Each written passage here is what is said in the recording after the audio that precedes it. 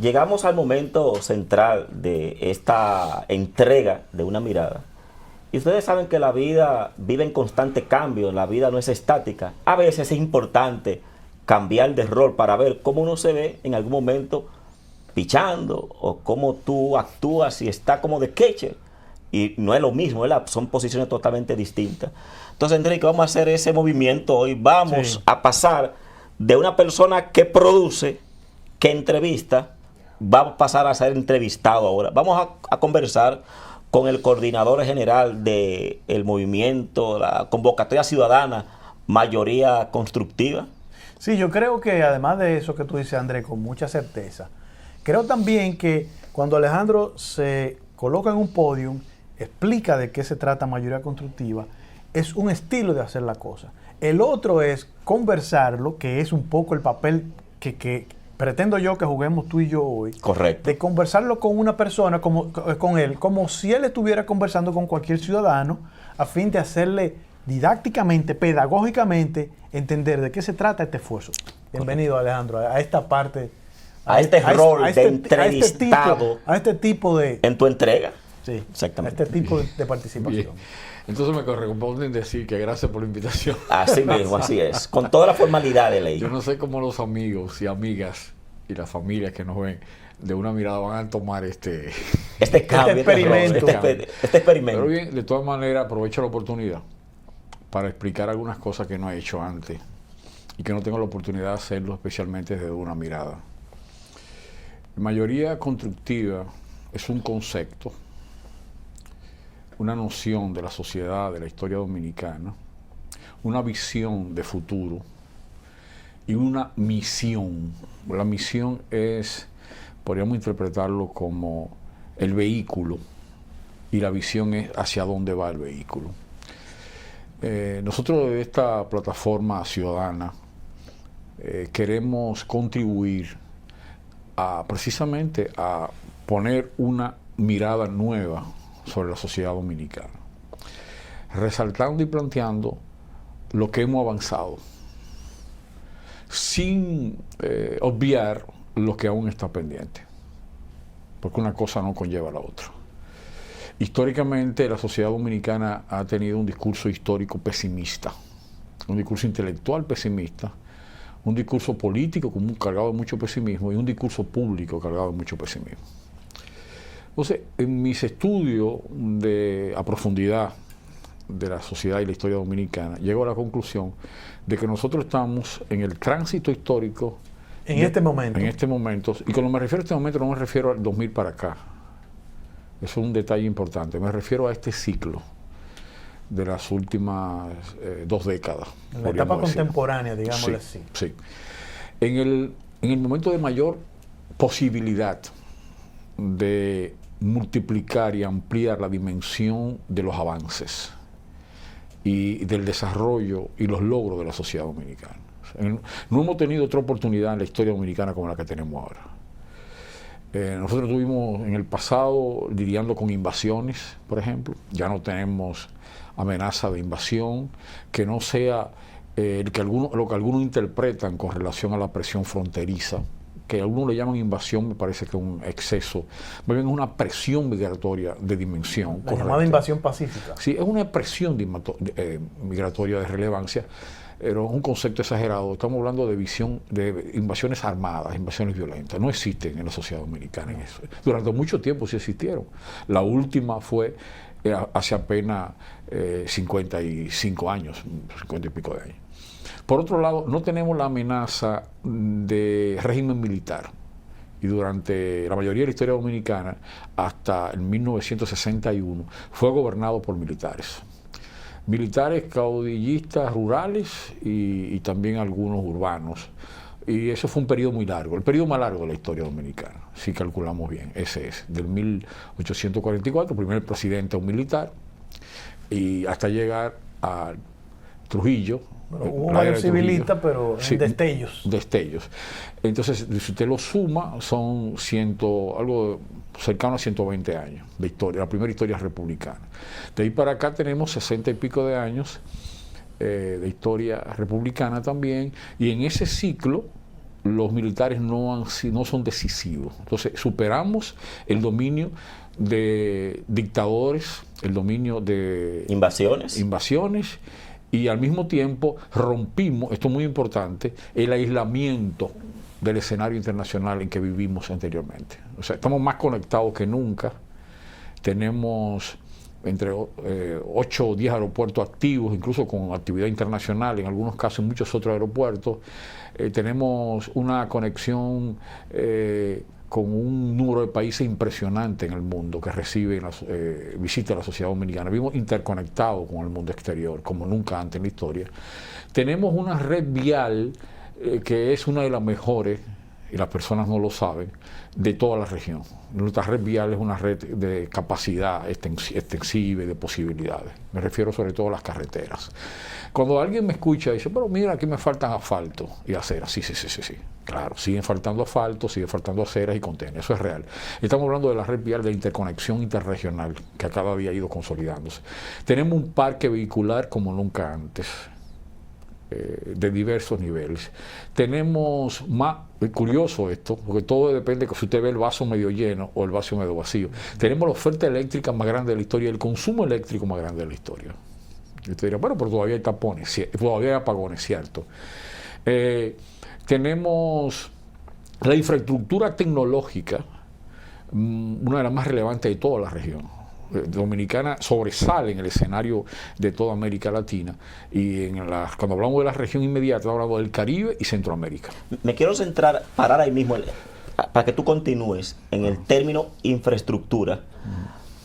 ¿Cómo tú evalúas la infraestructura cuando uno mira la capital, cuando uno mira la grande ciudad? Ese crecimiento de infraestructura está conectado con lo que tú dices de que nos encontramos como país en el mejor momento.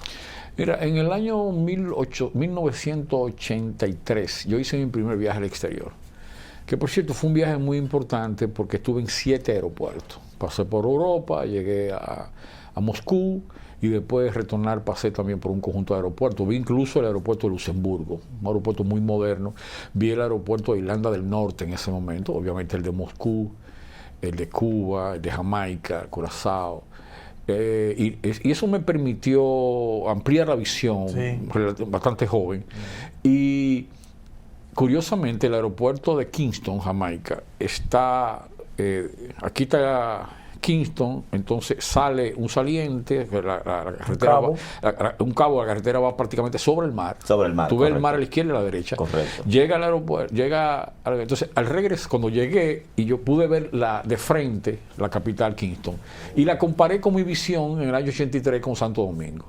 Kingston en ese momento tenía más edificios y torres que Santo Domingo en el 83.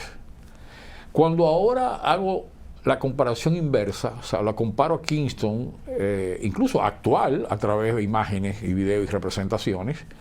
No he vuelto a estar allá, pero sí conozco el Kingston moderno por imágenes, y lo comparo con Santo Domingo. La diferencia es sencillamente abismal, la cantidad de torres y de edificaciones y de infraestructura de edificios de Santo Domingo. Realmente es una cosa impresionante. Y lo que pasa es tan impresionante que una calle por la que tú acostumbras pasar en Piantini, por ejemplo, al cabo de 6 meses, de un año, tú encuentras 1, 3, 4, 5, 6 edificios nuevos que no estaban anteriormente. O sea, el paisaje está constantemente cambiando en lo que se llama el polígono central, entre la Churchill, la Tiradentes y la Ortega. Pero en ese ciclo, aquello es impresionante, el volumen que tiene de inversión. Y sin decir que hay sectores como Bellavista, Mirador Norte, en Sancho Sama, que eran casas castellanas, y cada vez que tú pasas te encuentras, donde se permite, tú te encuentras con una demolición de una casa proyectando una torre, es decir, un crecimiento de manera vertiginosa. Ahora voy a insistir en el tema económico y después voy a ir al tema social y al tema humano y al tema institucional. En relación al tema que tiene que ver con conocimiento, con técnicos, tenemos el conjunto de técnicos, de profesionales, de científicos, que nunca, el tejido académico, que nunca tuvimos en la sociedad dominicana, ni cerca de lo que tenemos ahora, ni cerca. Solo que está disperso. Hay muchos dominicanos con un talento extraordinario en Estados Unidos, repito, en Europa, que nosotros desconocemos, incluso que no tienen conexión. Es una diáspora que no logramos todavía articular el tejido dominicano interno. De vez en cuando surge la información y la gente se sorprende, una dominicana en la NASA, un dominicano en un centro tecnológico importante en California. Como hecho aislado. Como un hecho aislado. Y no es un hecho aislado. Correcto. No es un hecho aislado. Lo que sucede es que no tenemos un contacto activo, y el discurso que presentamos a la sociedad, el discurso público, incluso el discurso público desde el gobierno o los gobiernos y el discurso público de los propios medios de comunicación no percibe la dimensión de lo que eso representa. Por otro lado, cada día tenemos doctores en diferentes especialidades, no lo que necesitaríamos, pero sí, por ejemplo, voy a poner un ejemplo, el joven Faxas, hecho recientemente vicerrector de investigación de la Pucamaima, doctor en investigaciones, en alta tecnología de las universidades españolas, y lo ponen a dirigir la investigación en la Pucamaima. Es un nivel, y él es un científico puro, es laboratorio, y el objetivo de él en la vida es generar resultados de investigación de alto nivel, que uso de energía y potenciarla. Y eso existe en la sociedad dominicana, en el tejido social dominicano. ¿Y por qué? ¿De dónde viene todo ese crecimiento humano, intelectual, académico, de infraestructura? ¿Por qué surge esto? ¿Impulsado por el gobierno o por motus propio de cada uno de los actores? Esa es una buena pregunta. O los gobiernos. Pero esa es una excelente pregunta. Las dos son excelentes preguntas. ¿De dónde viene? Creo que viene del crecimiento económico, sostenido en el tiempo, que muchos no admiten, y hasta hace poco no lo admitían. Un crecimiento sostenido de 50 años, la economía creciendo, salvo un momentico en que se contrajo la economía en el 65 por razones obvias, otro momentico en que bajó en algunos momentos, históricamente ha estado creciendo. La economía que más sostenidamente ha crecido en 5 décadas es la dominicana, solo se compara un poco con Chile, algo de Costa Rica y 2 o 3 islas. Ese dato nosotros los dominicanos no lo procesamos, porque no lo reconocemos, porque no lo admitimos. Y lógicamente la interconexión, la conexión. Recuerda que se puede medir la sociedad antes del cable y después del cable, en los 80, la televisión por cable. Que recuerdo un evento que yo participé en el Teatro Independencia, donde había gente que exponía que el cable era un peligro, que la televisión por cable era peligrosa, etcétera. Igual como muchos dicen que la comunicación de Internet es solo peligrosa. Entonces, son saltos, la interconexión con el exterior, y combinando la pregunta con Andrés, que es muy oportuna, yo creo que a justicia el crecimiento dominicano ha sido fundamentalmente en el sector privado y en las iniciativas individuales de la gente, incluyendo las remesas de los dominicanos en el exterior, que han sido componentes de crecimiento, y el intercambio y el crecimiento del turismo, fundamentalmente sostenido en el sector privado. Ahora, ¿cuál ha sido el papel del sector público? Que tiene también mérito. Crear facilidades, crearles condiciones para que esas inversiones sean sostenibles, darle garantía a sus inversiones. Esa es la labor institucional y política que ha tenido el país, dando leyes que protegen el turismo, leyes que protegen la agroindustria, que por cierto fue en los gobiernos del PRD, en el 78, que la gente persigue como que no hay resultados. El régimen de protección a la zona franca, que también se fortaleció en ese periodo. Entonces, todo esto combinado, ese crecimiento, la iniciativa privada creo que ha sido fundamental. Iniciativa privada que involucra incluso a pequeños, medianos y los dominicanos en Estados Unidos, que es, esto pocas veces se dice, una excelente comunidad en el exterior, productiva, que genera riqueza y que tiene incluso control de los pequeños negocios, bodegas como se le llama, en zona importantísima de Nueva York. Y voy a decir algo aquí, y en New Jersey, voy a decir algo que no lo percibimos y que tampoco lo reflejamos en los medios de comunicación. Esos dominicanos ya no están pensando en Nueva York, en New Jersey. Esos dominicanos se están pasando para Pensilvania. Y se están pasando para zonas de mayores condiciones de vida, buscando vegetación, buscando camping, campos, buscando ríos, y es una comunidad dominicana en expansión. Y algunos bajan a la Florida, que es uno de los sueños que tiene el dominicano por el tema del clima. Entonces es una comunidad dominicana en expansión. Y lo mismo pasa con los dominicanos en España, que era segundo pueblo. Hay muchos dominicanos en España bien conectados.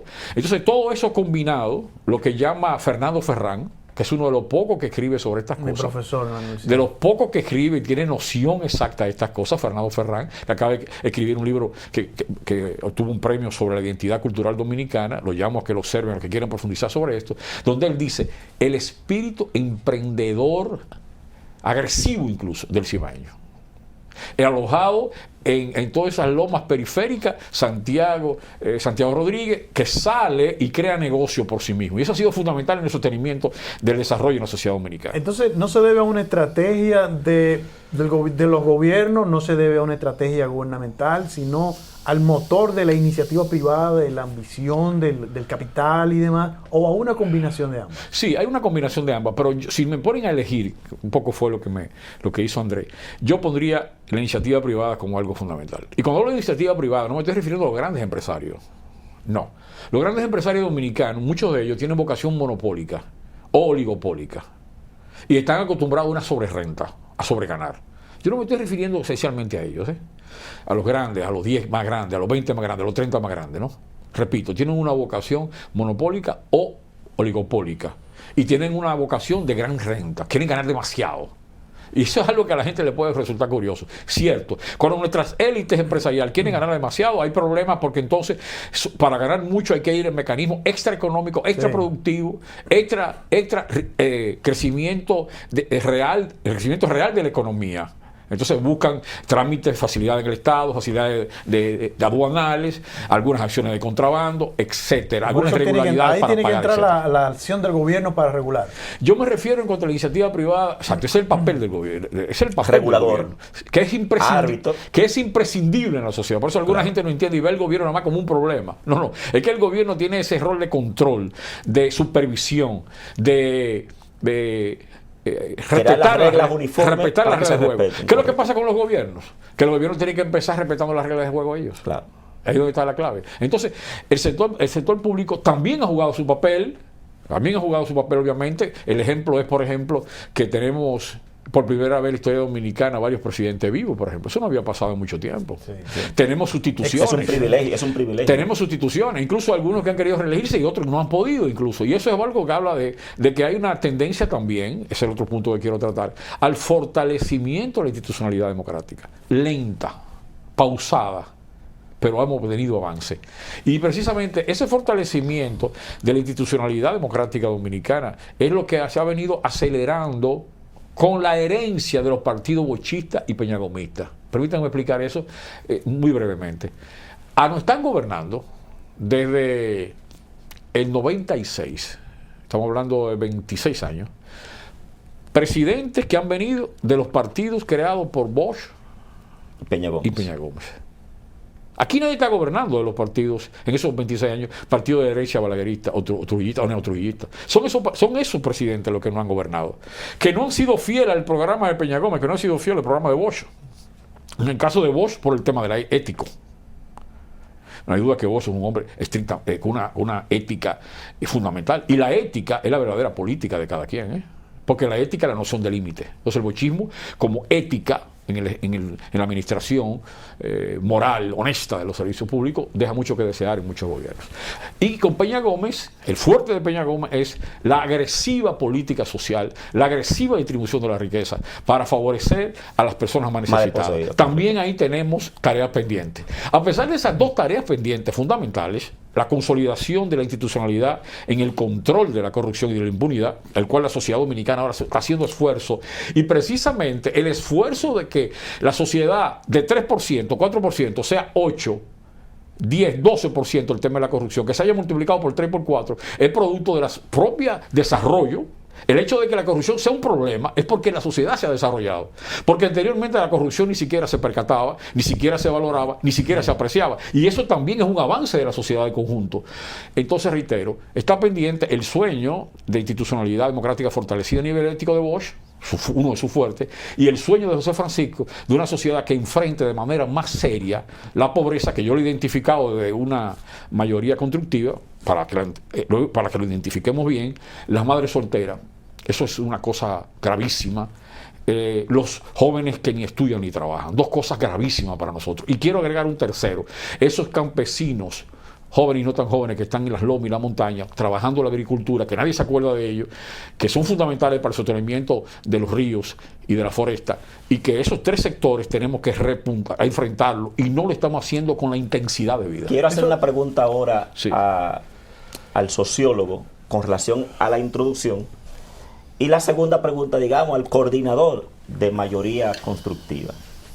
Al principio, digamos, hiciste una referencia al crecimiento tecnológico, infraestructura, los talentos, pero decía que hay un discurso pesimista. Sí. Con esa valoración tan positiva que tenemos, con esos resultados que están ahí, Sí. ¿por qué la sociedad dominicana, dices tú, que tiene un discurso pesimista? Porque cuando debería ser todo lo contrario al mirar todo eso. Sí.